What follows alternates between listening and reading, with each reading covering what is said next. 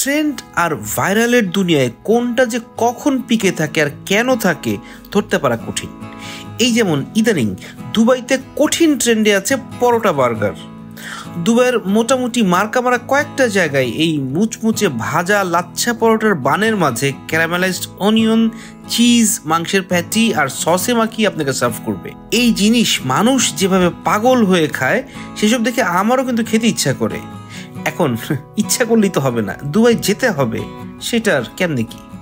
তাই ধানমন্ডির বংটং রেস্টুরেন্টে এই পরোটা বার্গার আছে শুনে খেতে গিয়েছিলাম।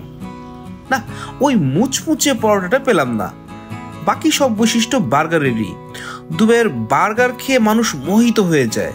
আমি বংটং এর বার্গার খেয়ে ভালোর চোটে মোহিত বা খারাপের চোটে স্তম্ভিত কোনোটাই হলাম না।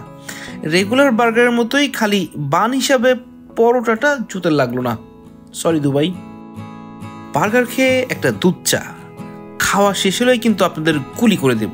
তাড়াতাড়ি পরের রিলে চলে যান।